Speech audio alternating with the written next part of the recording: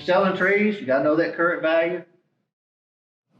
Your management considerations, what do you want to do with it once you've cut some trees? And then where are you going to market it? You know, what kind of mills are in the area? Who's going to be willing to come purchase that? And then you got to link, how long do you want them to cut? You know, the shorter you are, the less interest they may have. They may want to get something where they got a year to cut it. For most timber people, we're giving them about a year, and you can have an extension clause in there so that the company can work it into their cutting cycle. And if you have wet sites and you don't want them out there rutting up your land, you might have to give them 2 summers where they have 2 dry periods to come and get that timber. And I've sold some timber, and I liked it. I went up there, I had a week left. Timber was there, everything looking good. I said, well, I'm gonna have another sale. I'm gonna get an extension. And I came back 2 days before the end of the sale, and it was gone. They didn't forget about it. They didn't put money on the table.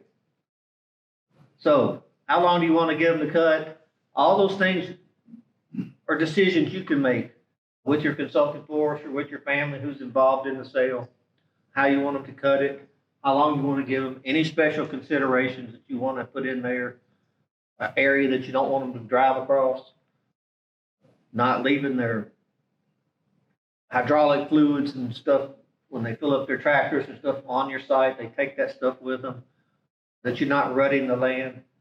Those are things that you can get into, and you have to think ahead because you can put that in your contracts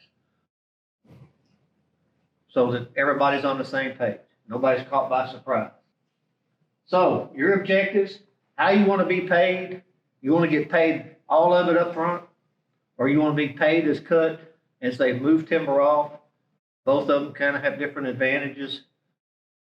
If you can be around and somebody's going to watch and see how much is being hauled off your property, pay as cut's a good way to go. If you're not going to be around and you don't have a consultant in there, then you might want to just get a lump sum check and then give them so much time to cut the timber. Both have advantages and disadvantages.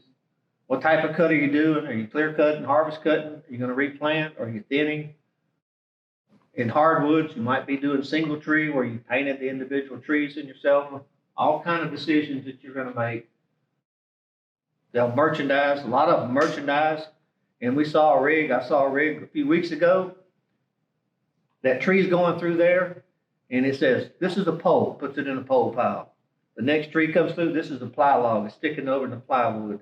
This is a saw log, it's put in here. He had 8 piles of wood sitting there. When he had a load up, the truck would come in, he'd load up the pine poles, and it also was keeping up with the volume that he cut for that day. And it was in the cutter heads and stuff on the loading side. How did that machine know all that stuff? It's computerized, and it measures it, and it keeps up with it. So the guy at the end of the day had a record of it. He could print it out. This is what I had today's productivity.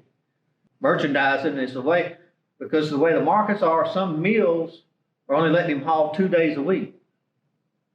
So if I got pulpwood and I'm hauling 2 days of pulpwood, now I reach over here and get these poles, I can still work. So he's balancing his work week because he can take wood to different mills.